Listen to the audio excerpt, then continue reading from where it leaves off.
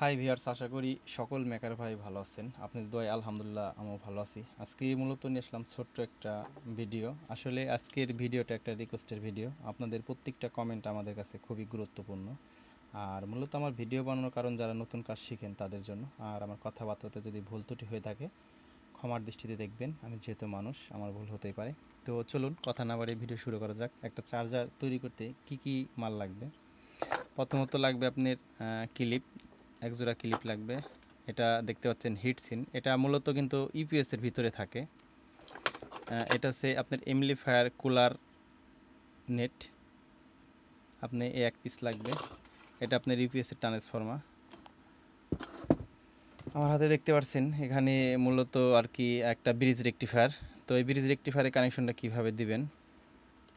Bridge রেকটিফায়ারের 4টা look থাকবে। তো এই 4টা লুকের ভিতরে মাঝখানে যে 2টা থাকবে ওই 2টার মধ্যে এসি ঢুকবে। আমি যদি বোঝানোর জন্য একটা ব্রিজ রেকটিফায়ার নিই, ব্রিজ রেকটিফায়ারটা এইভাবে ধরবেন।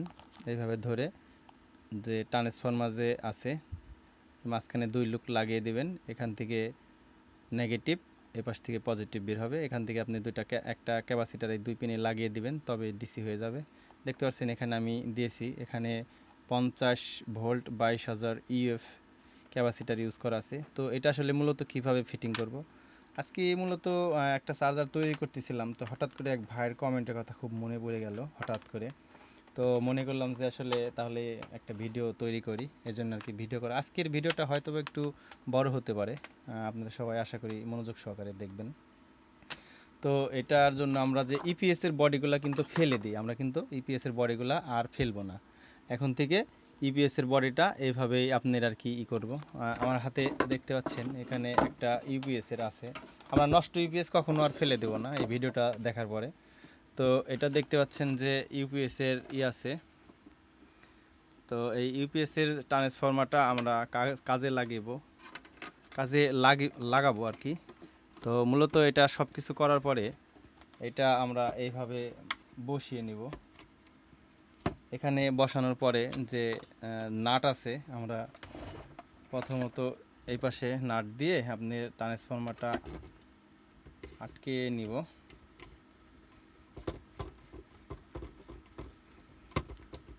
এটা আটকানোর পরে 2টা নাট আমরা ভালোভাবে আটকে দেবো, জন্য আপনার ট্রান্সফর্মারটা না নড়ে।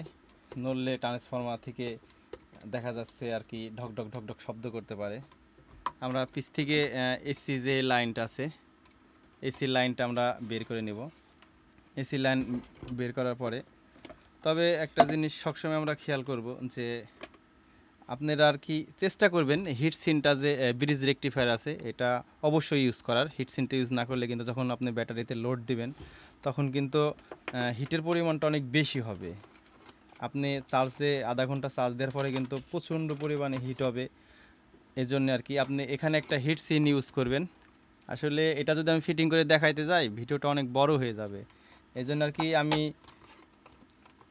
তারপরেও চেষ্টা করতেছি আপনাদেরকে ফিটিং করে দেখানোর। আপনারা এটা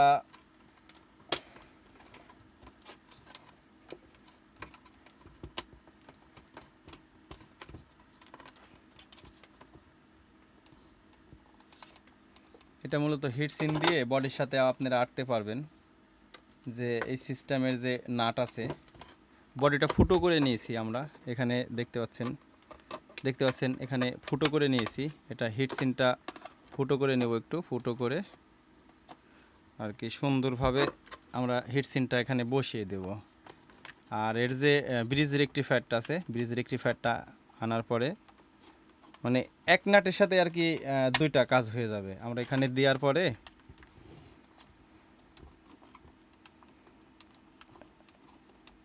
আসলে ভিডিও তৈরি করতে করতে আসলে ফিটিং করা মানে একটু জ্বালা কষ্টদায়ক হয়ে যায়। তারপরে সমস্যা নাই, চেষ্টা করছি যতটুকু ভালো করা যায়। আপনারা এগুলো একটু জ্বালা ভালো করে করার চেষ্টা করবেন। আসলে আপনাদের যত ভালো করা যায়, কাজের যত ফিনিশিং করা যায়, এইভাবে দিয়ে আপনারা নাটটাকে ভালোভাবে এঁটে দিবেন। আর এটা সুন্দরভাবে আটার পরে দেখবেন যে এটাতে কিন্তু সুন্দর একটা ভালো লাগবে। আশা করি দেখতে পাচ্ছেন এটা কিন্তু আটার কাজটা কিন্তু শেষ। এটা কিন্তু আশা করি দেখতে পাচ্ছেন, এটা কিন্তু খুবই সুন্দরভাবে আঠা হয়েছে। তো এটা মূলত চার্জার তৈরি করার পরে অবশ্যই, আর এটা যে দেখছেন এটা থেকেও কিন্তু মেন যে ভোল্টেজটা আছে 12 ভোল্ট, এটা থেকে আপনার 14-15 ভোল্টের মতন আসবে। তো এটা থেকে আমরা ব্রিজ আসলে ব্রিজ রেকটিফায়ারের নেগেটিভ পজিটিভ থেকে নিয়েছি, এটাও সেম ভোল্ট। তো এটা নেওয়ার পরে সবসময় চেষ্টা করবেন যে আসলে একটা ফ্যান ইউজ করা। ফ্যান ইউজ করলে আপনার চার্জারটা অনেক দিন যাবে। তো আসলে কিভাবে ফ্যান ইউজ করবেন, ইপিএসের যার একটার উপরের পার্ট থাকে এই পার্টটাকে সুন্দরভাবে কেটে নেবেন, এই সাইডটা কেটে নেবেন। এই সাইডটা কেটে নেওয়ার পরে দেখবেন যে দেখবেন আপনাদের যে এমপ্লিফায়ার যে আপনার cooler net DC 12 volt motor, তো এটাকে আসলে সুন্দর করে স্টিকারটা যে আছে স্টিকারটা সবসময় ভিতরে রাখবেন যেন ট্রান্সফরমার উপরে বাতাসটা দেয়। আমরা প্রথমে তো একটু জ্বালা দেখানোর জন্য মানে আর কি আপনাদেরকে একটু জ্বালা দেখাই।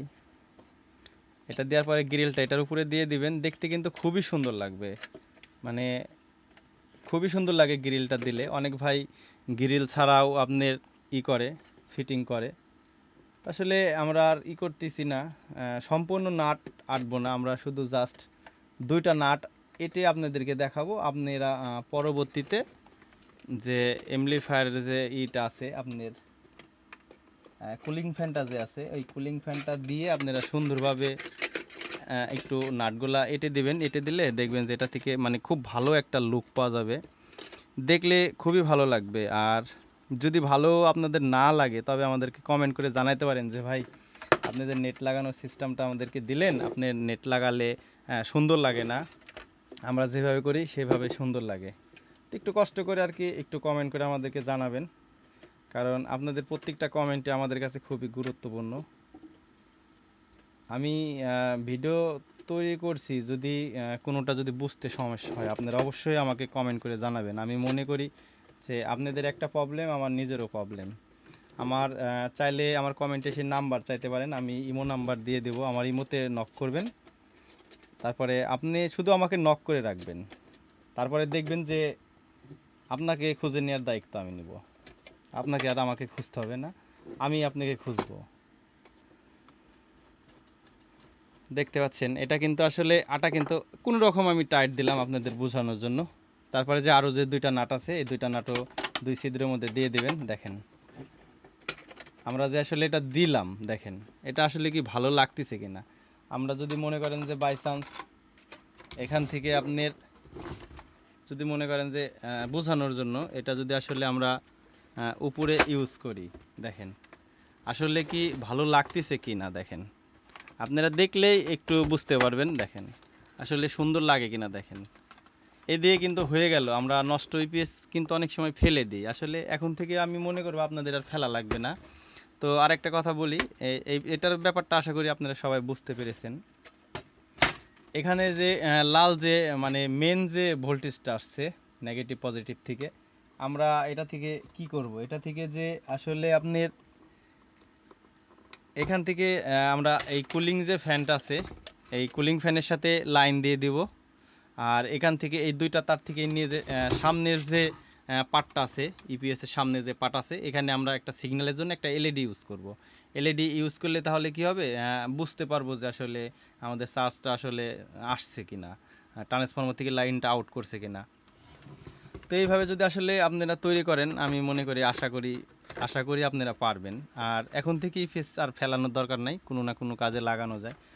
তো ভিডিওটা অনেক বড় হয়ে গেল, যাই হোক আপনারা কিছু মনে করবেন না, আমার কথাবার্তাতে ভুল ত্রুটি হয়ে থাকলে ক্ষমার দৃষ্টিতে দেখবেন। ভিডিওটা আর বড় করতে চাচ্ছি না, আপনাদের যদি বুঝতে সমস্যা হয় আমাকে কমেন্ট করে জানাইতে পারেন। সবাই ভালো থাকবেন, সুস্থ থাকবেন, আল্লাহ হাফেজ।